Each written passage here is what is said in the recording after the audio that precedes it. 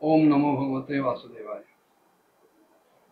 मुळात विद्वानांनी आपणहूनच कबूल केलाय, मान्य केलाय किंवा स्वीकारलाय की माझ्या ठिकाणी असलेला मोह, माझ्या ठिकाणी असलेलं अज्ञान, त्यामुळं हे नानाविध प्रश्न माझ्या मनात उठतात. तेव्हा आपण या मोहाचं, माझ्या अज्ञानाचं निरसन करावं. विद्वानांनी अशी विनंती केल्यानंतर शुक परीक्षिताला सांगतायत की त्यांच्या ठिकाणची जी तत्वजिज्ञासा आहे हीच प्रेरणा घेऊन स्वतः निरहंकारी असलेले मैत्रीय भगवंताचं स्मरण करत करत त्यांना सांगायला लागले की तुम्ही जे म्हणताय ना की आत्मा सगळ्यांचा स्वामी आहे, मालक आहे आणि तो सर्व प्रकारे मुक्त आहे, मग असं असून तो दीनता आणि बंधन यांचा कसा काय स्वीकार करतो? त्याच्या ठिकाणी दीनता कशी दिसते? तो बद्ध कसा वाटतो? तुम्ही म्हणताय ती गोष्ट सामान्य तर्काच्या विरुद्ध, युक्तीच्या विरुद्ध आहे, हे नक्कीच आहे.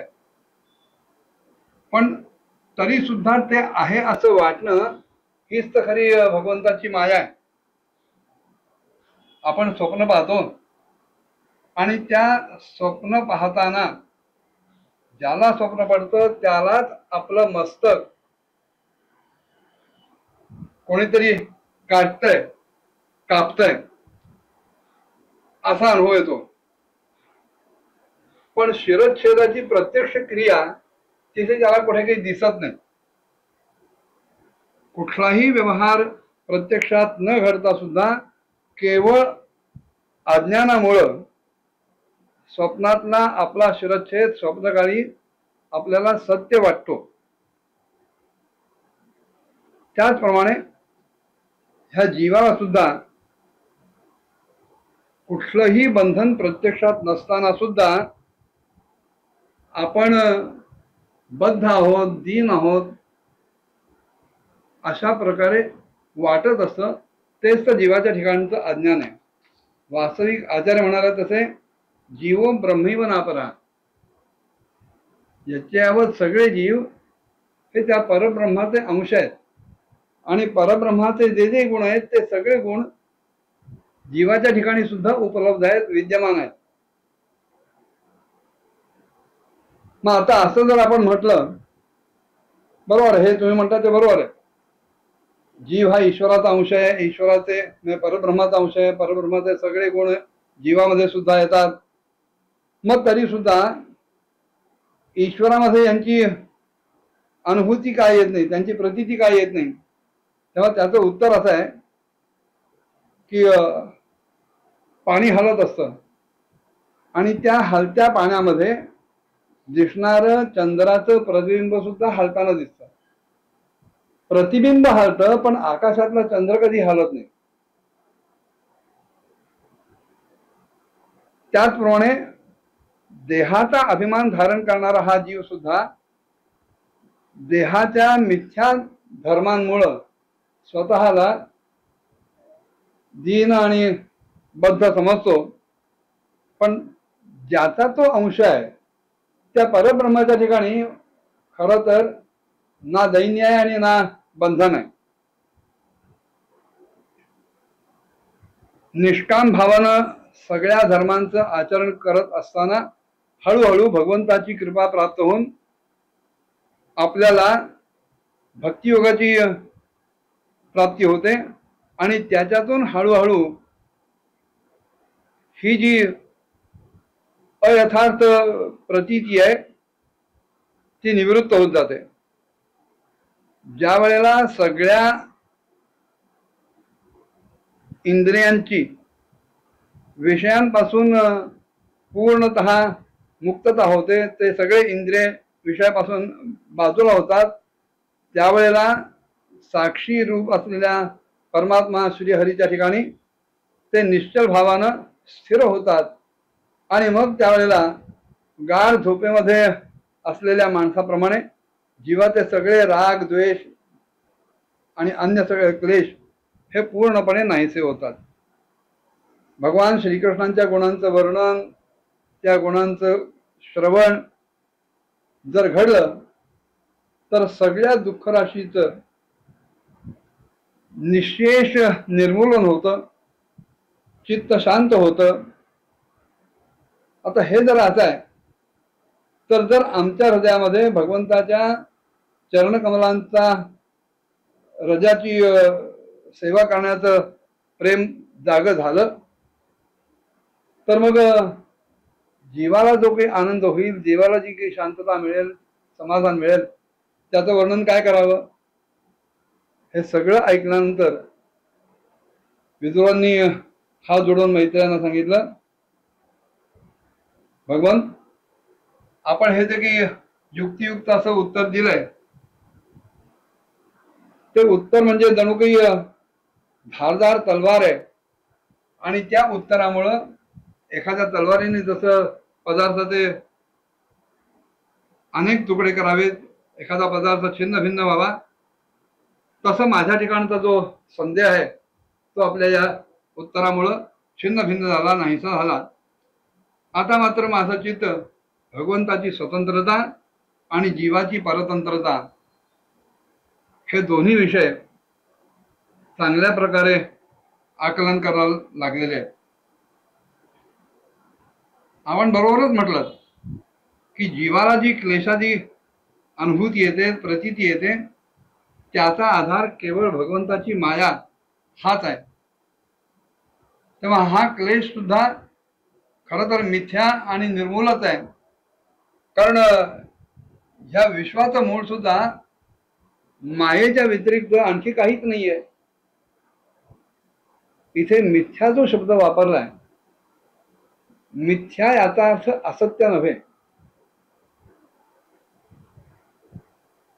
एक सुभाषितकार म्हणतात, एषवंध्या सुतो याती खपुष्पकृत शेखरा कूर्म क्षीरते स्नातः शशशृंग धनुर्धरा.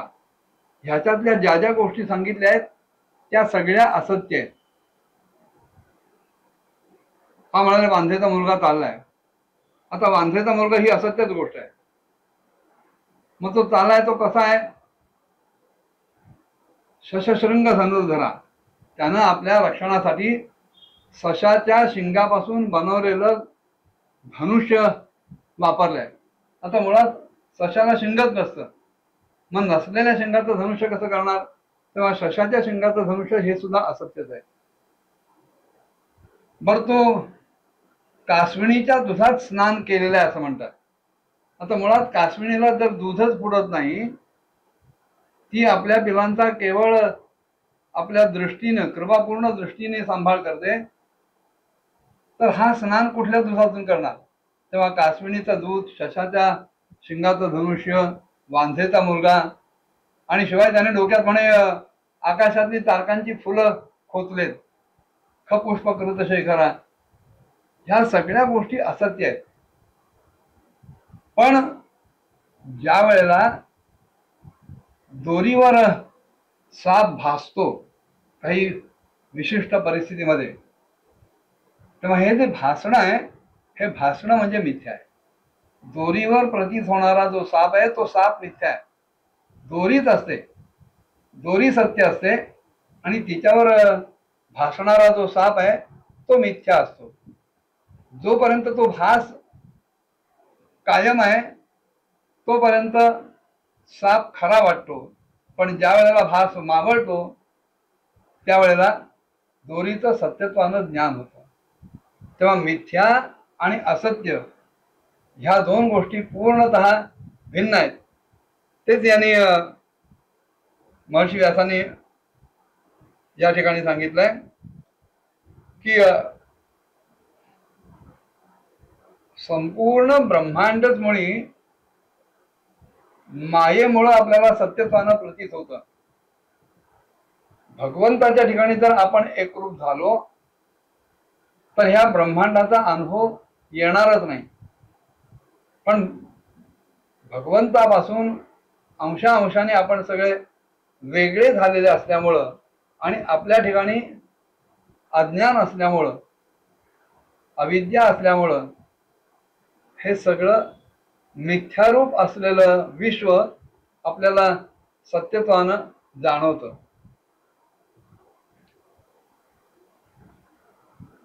विदुर सांगतायत की या संसारामध्ये फक्त दोनच प्रकारची माणसं सुखी असतात. एक तर जे अत्यंत मूढ आहेत, जे पूर्णतः अज्ञानग्रस्त आहेत ते, किंवा जे बुद्धी, युक्ती, तर्क यांच्या पलीकडे असलेल्या भगवंताचा प्राप्त झालेले, ज्यांनी भगवंताची प्राप्ती करून घेतलेली आहे, ज्यांनी भगवंताचं यथार्थ ज्ञान करून घेतलेलं आहे, असे दोनच सुखी असू शकतात. मधले ते कोणी आहेत की ज्यांच्या ठिकाणी भगवंताबद्दल संशय आहे, असे लोक मात्र कायम दुःखच भोगत राहतात. मैत्रेय महाराज, आपल्या कृपेनं माझ्या ठिकाणी आता हा निश्चय व्हायला लागलाय की अनात्म पदार्थ हे वस्तुतः अस्तित्वातच नाहीयेत. ती केवळ प्रतीती आहे. आणि आता मी आपल्या चरणांच्या सेवेच्या प्रभावामुळं ती जी अन्यथा प्रतीती आहे, वृथा प्रतीती आहे, ती मी बाजूला करून टाकीन. या श्रीचरणांच्या सेवेमुळं नित्य शुद्ध अशा भगवान श्री मधुसूदनांच्या पदकमलांमध्ये त्यांच्याविषयी जे उत्कट प्रेम आणि जी आनंदाची वृद्धी प्रकट होते,